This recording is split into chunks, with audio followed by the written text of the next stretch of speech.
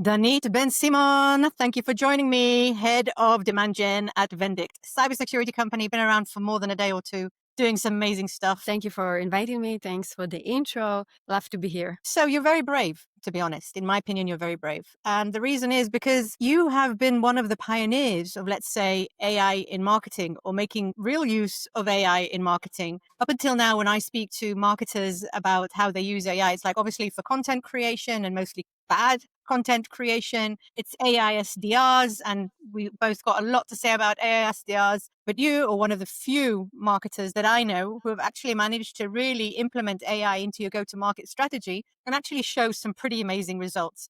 You presented at one of Envy's events a few months ago, and ever since then, I've been following your work online. So where do you want to start? Let's go right in the middle. Give us an example of how you're using real AI in real go-to-market that, marketers listening to us today can go ahead and implement tomorrow morning. Yeah, I would like to say first and foremost that marketers might not be at the position of implementing AI in the GTM motion like they would have because it mainly stemmed from a necessity.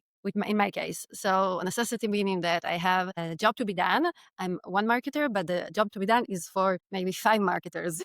In a world that I used to do, I started as ABM manager, and I used to have very long meetings with AE, with SDRs about the research, about creating an ABM list, about accounts penetration, accounts expansion. And every small move would require, as we were a small company, but we moved like a ship, like a very heavy ship, and couldn't move forward as fast as we could do now.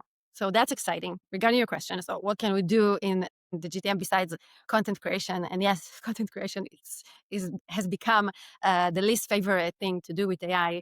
Content writing with AI is helpful, but I find myself writing so many prompts to correct it. So at the end, it would be more helpful for me to do it on my own. But I want to talk about creating the pipeline.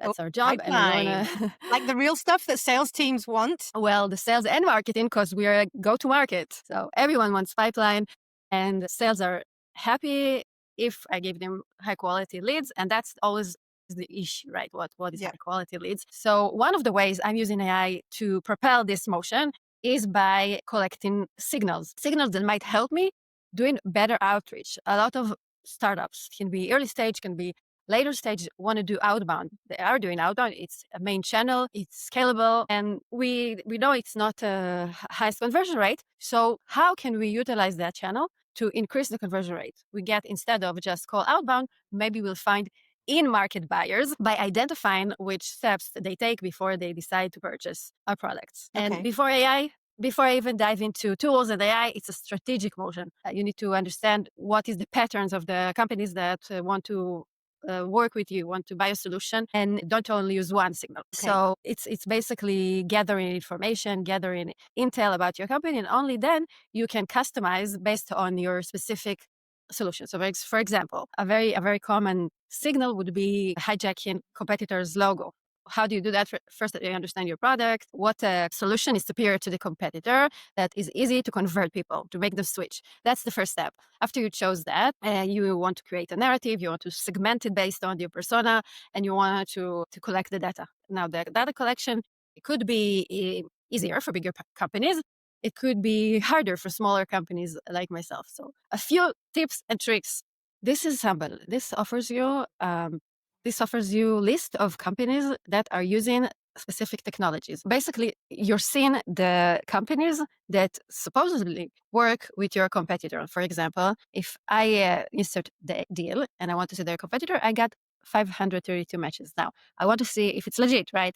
So I have sources that can help me identify if it's legit. How do I know that it's legit by pressing on that? Like, how do I know that that company is really working with Deal? Because they give you the job posting. And the job posting is probably asked someone who knows how to work with Deal or is experienced with Deal. So Oh, I see.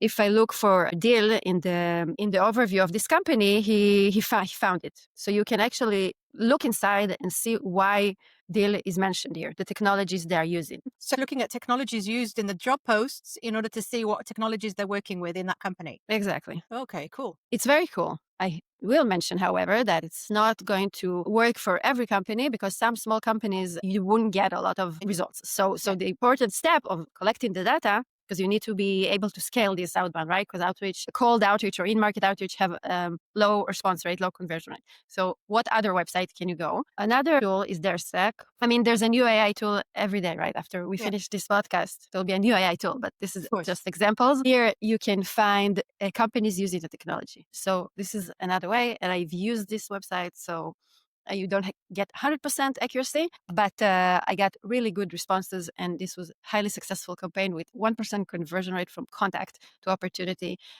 increase in ACV by 55%, and it was a huge success. Okay. So basically what you're saying is that you go to these lists and then you still have to manually go through each one of the results, right? To make sure that the results that they're giving you are legit. Sort of like they're not sort of like completely hallucinating that, that these companies are not with that technology, or that, the people that they say work there are not working there, etc. You never know for sure. If people don't answer you, how would you know if they're working with that technology, right?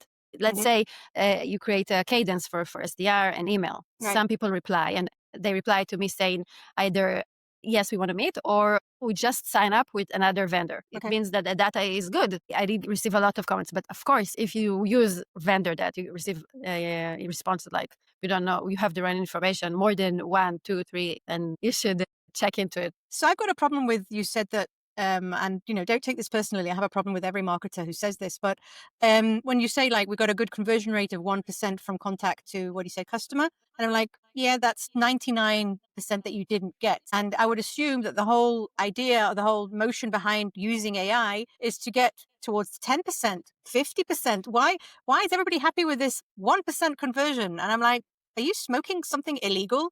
Like, seriously, what is going on? Why is it okay to say, I've got a 1% success rate? Where else in this world do we say 1% success rate is okay?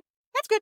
Where? Nothing. First of all, it hurts. Ouch. I'm sorry, but But I told you it wasn't no, no, no. personal. I told you it wasn't personal. It's like I was literally very because I proud of know this story. that's above standard. I know that, but still, it's like I really No, no, thought that you're AI right. would You're right. amplify our successes to like double digits. Well, it's a flywheel. This is just a growth hack. I have many of those. If Okay. outbound is scalable and you reach out to 1,000 people and get 1%, but you reach out to 1,000 people every day in outbound with big companies. So imagine if conversion rates now, they're already doing that. The conversion rate right now is 0.1, 0.01 for outbound for the benchmark. First of all, just increase it 10 times. I mean, what a significant difference it could make to the pipeline. Second of all, AI for ABM, for growth hack is amazing, but definitely want to focus on the entire funnel, entire pipeline, on segmentation, which audience work, which isn't, and to increase what works, of course. So, but let's get tiny bit philosophical for a minute. So, I had Santosh on my podcast, a couple of weeks ago, and we were talking about the fact that 10 years ago, when we used to use it as a marketing tactic for Envy as well, we'd read about a company that had just received funding, whether it was $1 million or $10 million, and then as a marketing agency, we'd be like, "Hey, congrats on your funding. Here's a really cool gift for you. Can we set up a time to talk about your marketing?" Because it was obvious that they now need marketing, right? But now everybody can outreach and everybody is outreaching. So that same effect isn't working anymore. So, what Santosh was, and I agree that was going to happen, is that basically very soon, nobody's going to be answering cold emails because nobody, I never usually answered cold emails unless they were spectacular or really got my curiosity. And that was a very, very low chance. If I pick up the phone by accident and it's a cold caller, it's an immediate end of call. And that's going to become more and more prevalent because so many companies have got so many lists because of AI and they're basically spamming people. So it's like we're shooting ourselves in the foot a little bit, don't you think? It's going to get worse. It can't. So It can't get it's any going to worse. get worse before it gets better. So I again, I would mean, have thought a that year AI from would give me now, the 100 companies that the one so relevant to me and my company, and that my offering was so relevant so that I can really, really warm these leads and really make an amazing offer to those companies. Not give me the 1,000 companies that in the end 1% will actually be interested. Do you know what I mean? well, it depends on the signal. If you choose that obvious signal, then yes. First of all, there are so many other signals that are more specific. If you have already inbound leads that don't respond to your sequences, to your SDR, enrich those SCP accounts, those ABM accounts with the entire buying committee. This is something you can do using AI. Okay. And then trigger sequence. You can do something like a job change for companies that are working for you, that did work for you. That's the easiest thing in the book. You That's just a really cool take. idea because obviously when marketing managers change and CMOs change, the agency usually goes out the door with the previous CMO and then the new CMO comes in and brings in their team. And likewise for the CTO, CFO, COO, they change their team when they arrive in a new place. So that's a really good idea. Well, a known customer is 4 times more likely to buy you than someone who is your prospect who never know who you are, never experiment with your product. So Exactly. definitely, but the way to do it is a growth hack that's very simple and can give you a lot of ARR. You just go Tell us to how your you do it. Tell us. you go to your old outdated CRM, HubSpot or Salesforce, and then take out the entire customer list, either current customer list or churn list, past customer, and then the CRM is not updated. And you see who was your champion back then. Yep. And then you export that list into Clay Okay. and you ask Clay to bring their current job title, and it's magic. And you see the change. And whoever changed the job, you reach out to them. Nice. That's really cool because nobody updates the CRM when people change and move on until you get the out Exactly. of office. I'm not here anymore. I've moved to Hawaii. Go and catch me on the surfs. That's a really cool idea. I like that. Yes, and I use that because I noticed a pattern that customers that are returning are customers that change jobs. So that's how I knew it's a good avenue to go. Okay, give me more. Give me more. I'm hearing more here.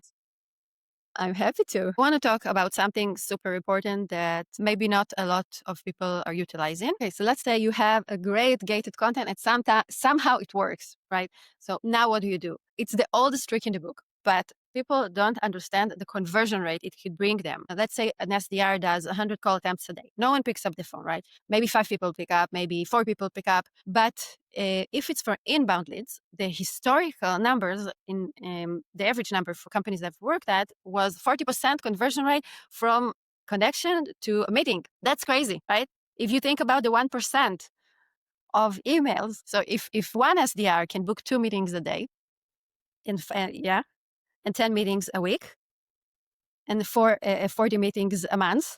So the way SDR used to work, which prevented them from doing 100 or even more call attempts a day, was that they had to do research. They had to first understand who is the person they reach out to, maybe do some social selling, maybe to like some posts, maybe to drill down on the prospects and understand if they're talking to competitors. And it was very manual work. So AI offers us a new way to look at the entire GTM responsibilities. Now, instead of the SDR doing all that, we can see that using AI, we can do it. I'm not saying it's simple. It still requires work, but it saves time. It saves manpower and it saves a lot of money because now you get signals at scale. I see. So basically, the SDR is the 100 people that the SDR is calling. He or she have got a lot more information about them, and they're calling the most relevant ones because of the signals. Yes. And before that, he had to do an email sequence, a LinkedIn sequence. He had to perfect it, make it personal based on the person, based on the signal. And now he doesn't need to do all that because Right. the system already, and I'm not talking about AI SDR. It's not one-to-one email. I'm totally against that. This is something that you can create that human-led. You create emails based on the right signals. Whenever a lead comes in for a signal, it triggers that email. And now there's a separate sequence for the SDR to call and focus on the calling. And I'm going to tell you a secret. Okay, give it to us. A year from now, and I don't see the future, we'll see a lot more of SDRs that are AI. I mean, AI reps. So even in the phone call, even if the person who will make the phone call would be an AI. You're going to be AI too. Gonna be AI. Okay, cool. So yeah, Santosh said that as well. My AI assistant is going to talk to your AI assistant, and they're going to be bantering about how rubbish we are and how we don't know what we're talking about and doing our work for us while we are sunbathing in Hawaii. That is the I'll plan. take that. I need to I get need the it. AI agents to work for us. What about the whole discussion of the buyer, your cybersecurity buyer, knows a lot more about her problems, pain points than you do. They do their research before they come to you. And they actually are more like me. They want to be left alone and they'll come to you when they're ready, right? That's pure demand generation. So are you more of like demand generation is nice for the fairy tales of when we've got lots of time to bring them in? And outbound is more like when the CEO wants leads now? Or is it a balance? Or what am I missing here? Because we all understand what the current buyer's mind space of they'll come when they're ready. Yes, and we all know the modern way of buying is totally different and it's not linear. And people want to explore on their own and then go back to explore and then see more details. I mean, it's scientifically proven that we all need a little nudge. Even myself, as a marketer, that I'm very aware of people trying to sell me. If it's something that I need and want, I will definitely listen. I'll be very cautious, but we definitely listen. So So it's I think nudge definitely marketing. yes, 100%. So you need to do branding. You need to create a lot of long-term programs for your demand generation. And alongside, you need to nudge them to buy now because you have your targets by the end of the year, the end of the month. Demand generation is a very demanding job. I mean, that's Yeah. why they call it demand generation, no? And Yeah. I spend a lot of time in front of my boss who tell me, Danit, where are the leads? Like bring me a bucket full of 100 leads by tomorrow. That's the job. I mean, Yeah. you can't argue Yeah. with the requirement, with the goals, with the targets, with the market. Okay. So before we wrap up, you know that I've got a bit of a thing with avatars. And one of the people who got me interested in avatars is actually you. And in the event that we did way back when, you showcased what you did with an avatar and the impact that it had on the pipeline. Can you share that presentation again and just show us the highlights? Yes, sure. You're going to see Santa doing a demo. Santa doing a demo. All right.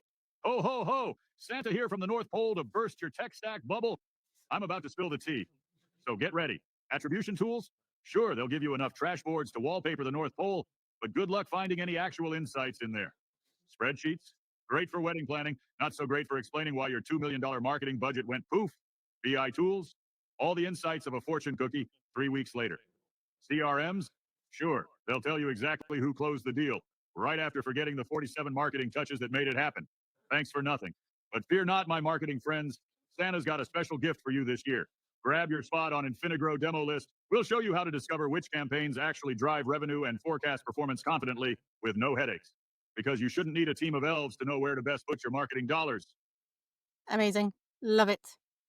This was a year ago. Facilities were different, but yeah, it took me an hour to make, maybe less. Okay. And what were the results? Well, we sent this video to website visitors. So that's another signal that is very worth mentioning if you haven't already collected signals through our B2B or midbound. So we sent an email campaign to them. It was amazing. Yeah, I doubled that amount of meetings that month and the results were really good. And you put a smile on people's faces because people are bored of phone calls and emails and can we book a meeting? And so it's different. Well, that's the most important thing. In general, I think the world is heading to a direction of more in-person events, not very big conferences, very personal dinners. I know it's old school, but if you can reach out to them personally, send a gift that is thoughtful, not expensive, but thoughtful, and not working on scale. I know it's different than what I said before, but you need to do everything. So